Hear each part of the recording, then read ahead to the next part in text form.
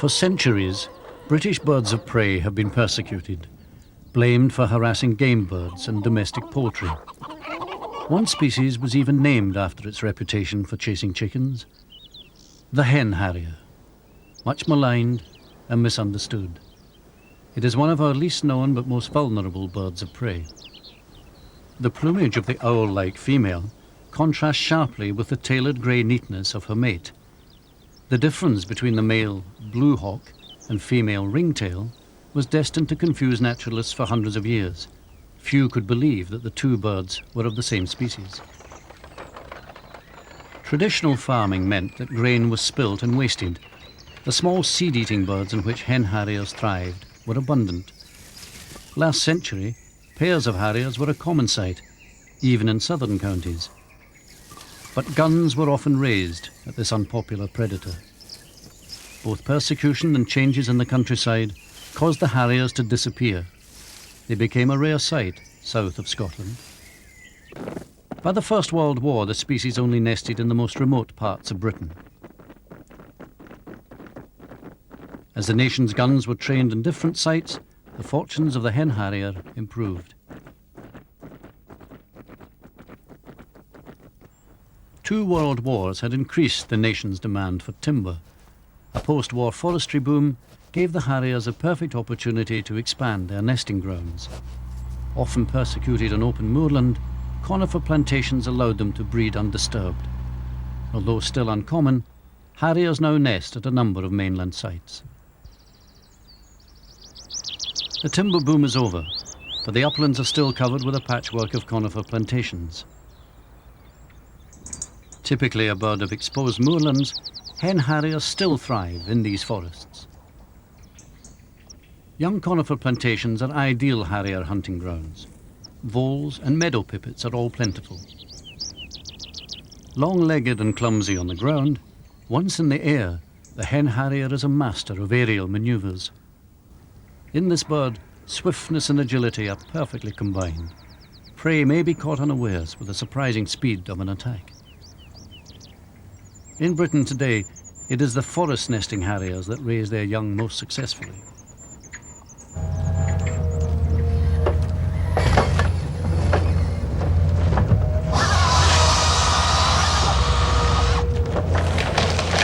Commercial forests take nearly 40 years to mature. Many post-war plantations are now ready for processing.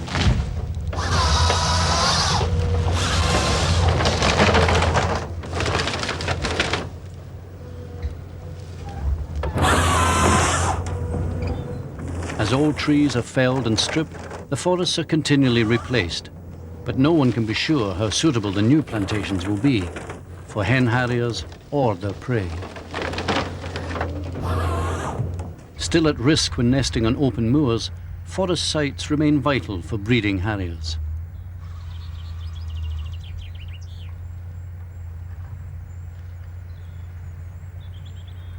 The demand for timber gave the hen harrier a chance to breed again on mainland Britain. This opportunity, so recently gained, might easily be lost.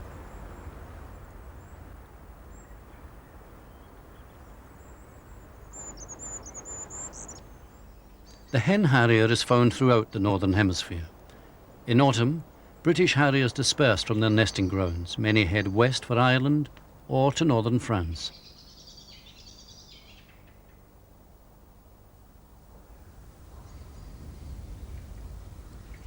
Colder winters drive Scandinavian hen harriers south to join those that remain here during the winter months. The birds are regularly seen hunting through the fields of northern Britain and East Anglia.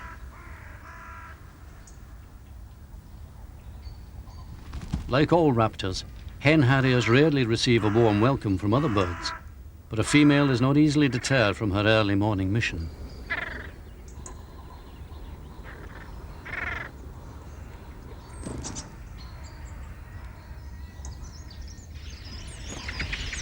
Distance presents no problem to a strong winged harrier. Birds will fly 20 miles from the roost, patrolling hedgerows, woods and fields.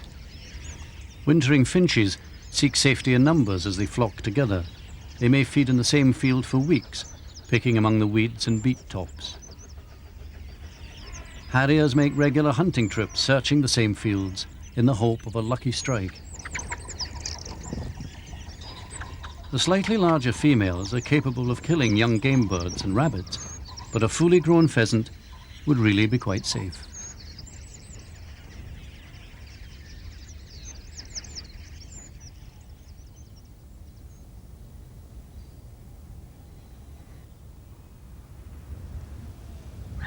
A vixen's bark in neighbouring woodland overrides the peace of a winter's afternoon.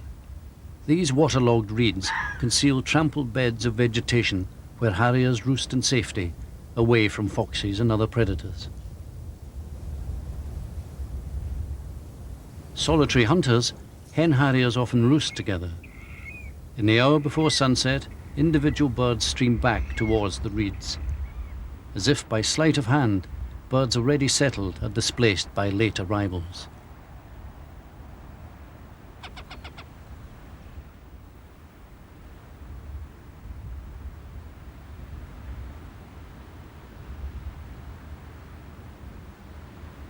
During the time of their decline, such gatherings were rarely seen. Today, roost numbers fluctuate throughout the winter. Sometimes 30 birds have been seen at one location.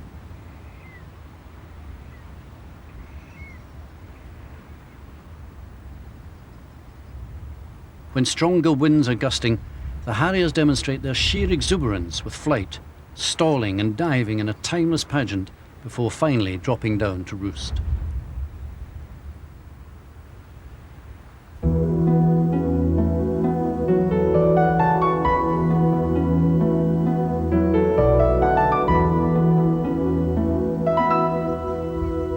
The Hebridean island of Islay, close to the west coast of Scotland. Islay is best known for its whisky and flocks of wintering wildfowl. Barnacle geese mow their way across a field on the RSPB reserve, ignoring the daffodils that were once cultivated here. Year-round, the reserve provides refuge for hen harriers as well as water birds. Rabbits are the main source of food for the female harriers that overwinter in Islay.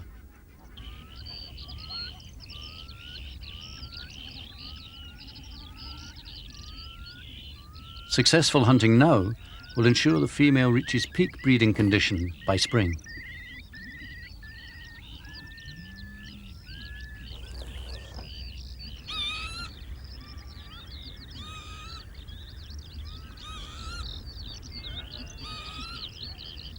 Patrolling the field edge where the rushes end is a favourite hunting strategy. Success will only come if she can snatch at a young or unwary rabbit.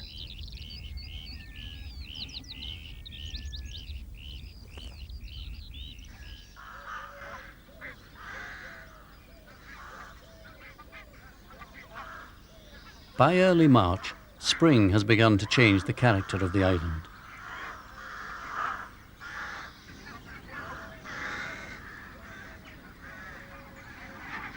The first geese depart for Iceland, a staging post on their long onward flight to Greenland.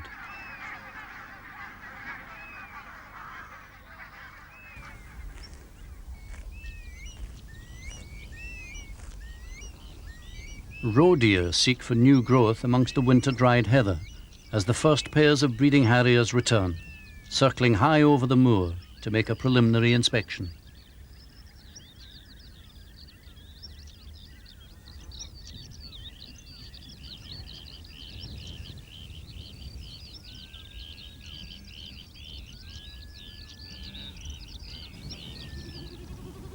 A hint of unsettled weather and the birds disappear.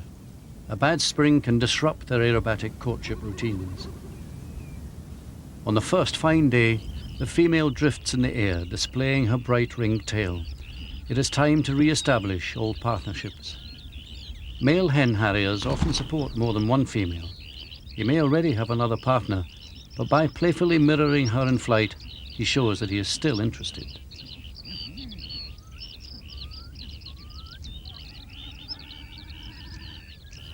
Eventually the birds part, and she settles to watch the early stages of his undulating display flight.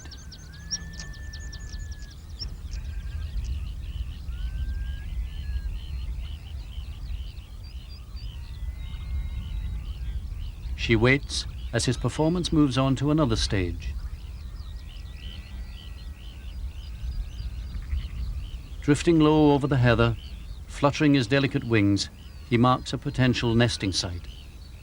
But this is only a warm-up routine. The real Skydance spectacular is yet to begin.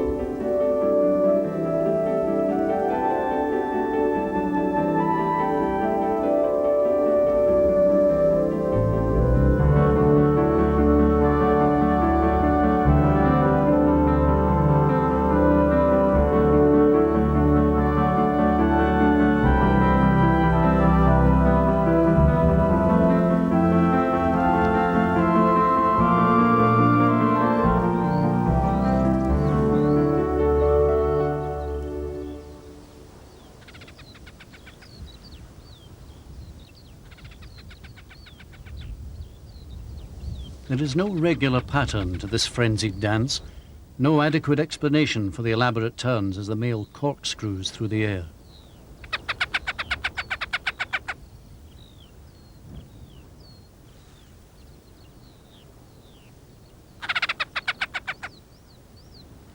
His grey body glints in the sun as he repeats his reckless performance across the moor.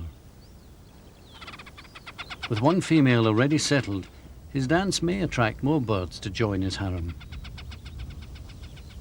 Females too will skydance when competition for males is fierce, although their courtly performance is often more sedate.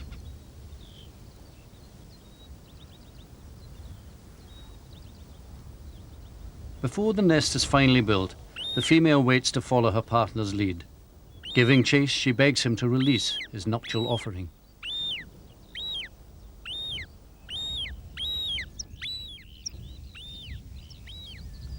The meadow pipit's own nest preparations seem uncomfortably close to the displaying harriers.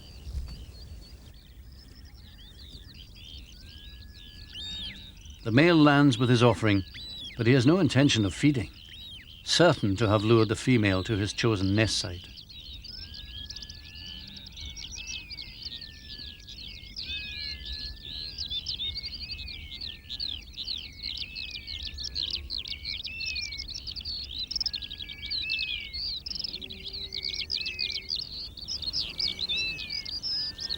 By the time the harrier is on eggs, most lapwing chicks will have hatched. There will be plenty of young waders to keep the harriers well supplied. Close to the nest site, the female still solicits further attention from her partner.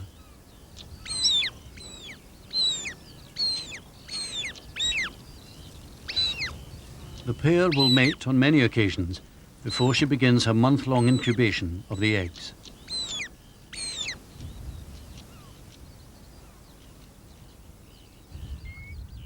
Moorland blooms are more subtle than spring flowers elsewhere, but the season is still vibrant.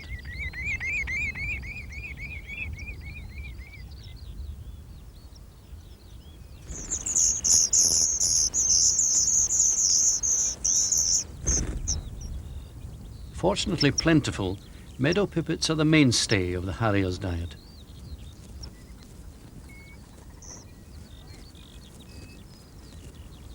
As Britain's most numerous upland bird, the busy parents can raise 2 successful broods each summer.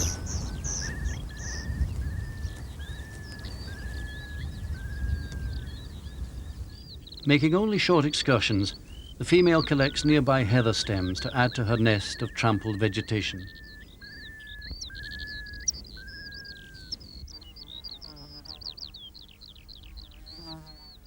More familiar as a marshland species, the curlew is also an upland breeding bird.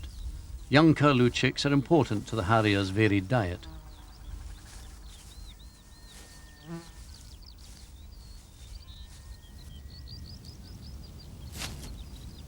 By late May, the first egg has been laid. Others will follow at 2 to 4 day intervals. Fussing around the nest, the female prepares herself for the month-long sit-in as she continues to line the nest with softer grasses.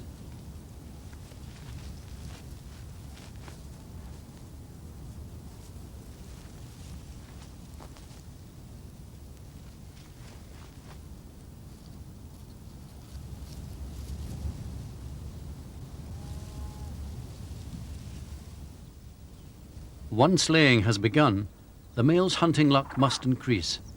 To breed successfully, he must supply all his female's demands.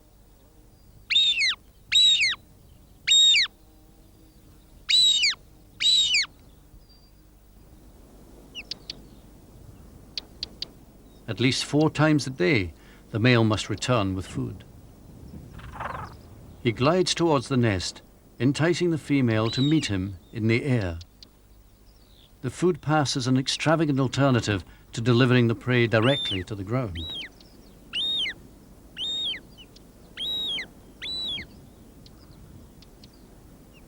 For him to land would only reveal the nest's exact location. One of the 5 eggs has already begun to hatch, but it will be over a week before all the chicks have emerged.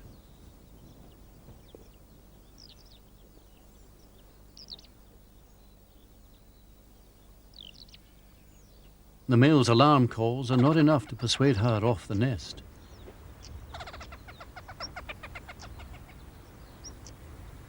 A buzzard, high overhead, presents no real threat to the hen harriers.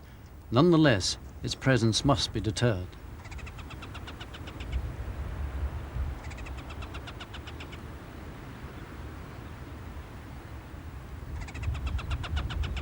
Confident that the male will deal with the intruder, she remains over the eggs.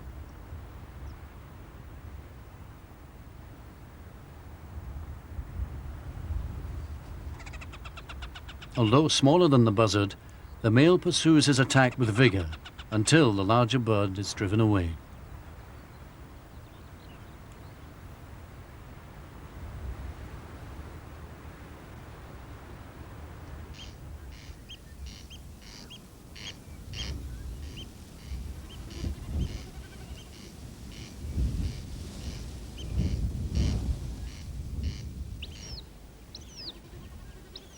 The first egg may hatch 10 days before the last chick chips its way into the world.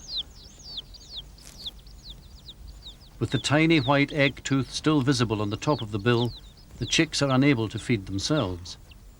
Until their talons are strong enough to grasp the meat, the female plucks the prey and feeds them tiny morsels.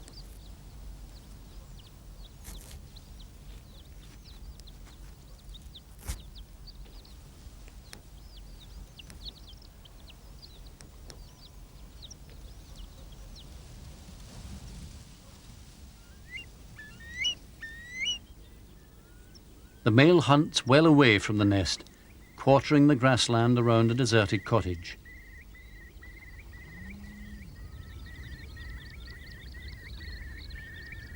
His quarry identified, he stalls and dives into the vegetation to snatch the prey. At a distance, the outcome of the hunt may not be revealed until he rises, a vole or bird clasped in outstretched talons. The low-level food pass is swift and urgent. His bright plumage might attract unwelcome attention while the chicks are young.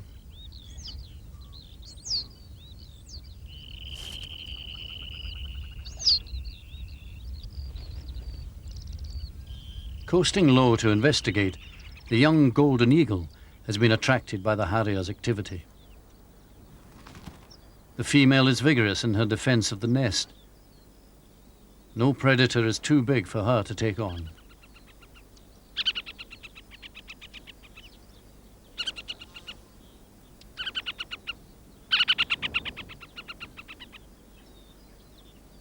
She circles to make sure that danger is over before returning to the nest.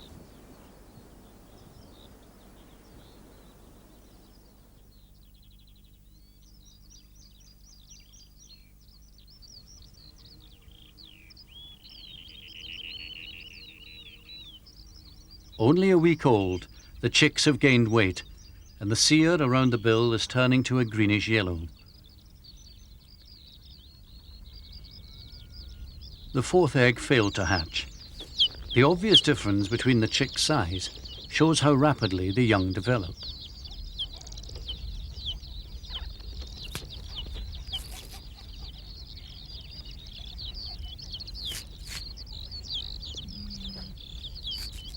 The youngest lunges as aggressively as the other 3, but inevitably its share of the food will be less.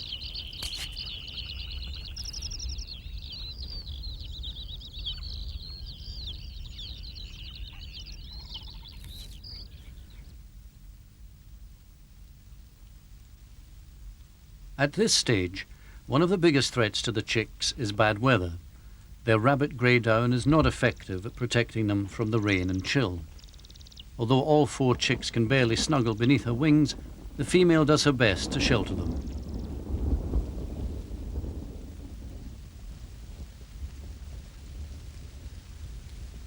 It's unlikely that the male will be hunting during the rain. All the hen can do is to sit tight.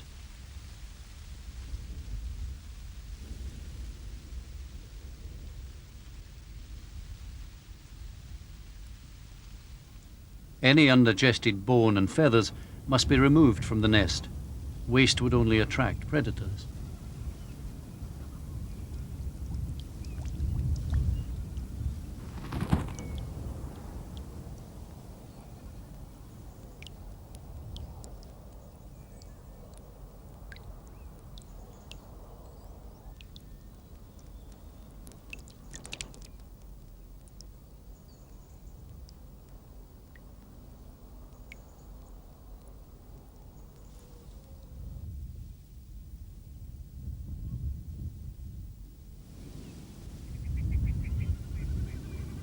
Successful breeders on islands and reserves, the high moors of the north are the natural nesting grounds of the hen harrier.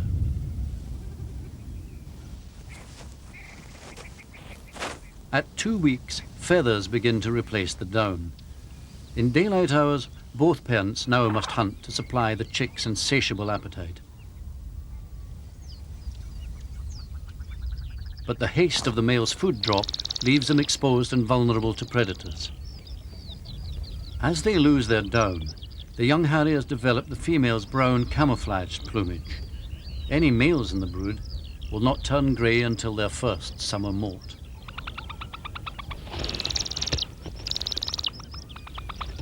Feet can be helpful when competing for food.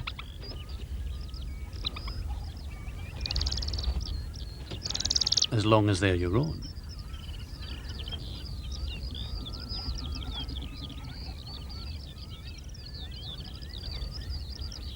As fledging approaches, the young spend more time out of the nest.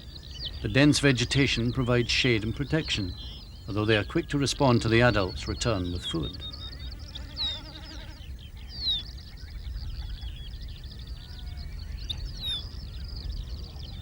With down still covering the youngest chick's head, the oldest takes its first flight away from the nest. For at least 5,000 years, hen harriers have shared their moorland existence with red grouse. Grouse thrive by eating moorland shrubs and heather, but they are prone to parasites and disease. A bad grouse year may have serious economic repercussions in the uplands. The glorious 12th. From mid-August until December, high prices are paid by those wishing to test both eye and aim with a day on the moors. Grouse shooting became popular last century when landowners realized that grouse numbers could be increased by intensive moorland management. To ensure a large bag, keepers were encouraged to eradicate all predators, including birds of prey.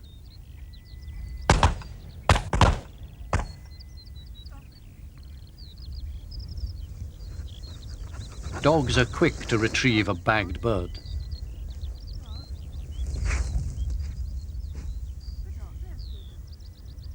But the dogs are not the only ones to bring back a kill. Hen harriers do take red grouse, usually those that are young or sick. It is prey that still brings the hen harrier into conflict with those who wish to spare every grouse for the sportsman's guns. Conspicuous as they fly up from the nest, female harriers are easy targets.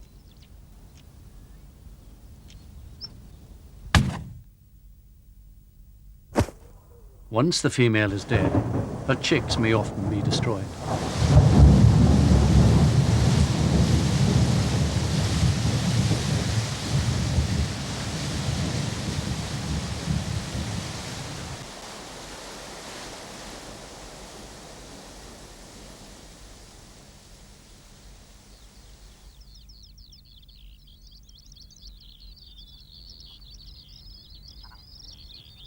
Sun quickly dries wet feathers as the young rest on the heather tops. But a short, sharp storm can still kill weaker chicks, even at this late stage. Once dead, the youngest has provided extra food for its siblings.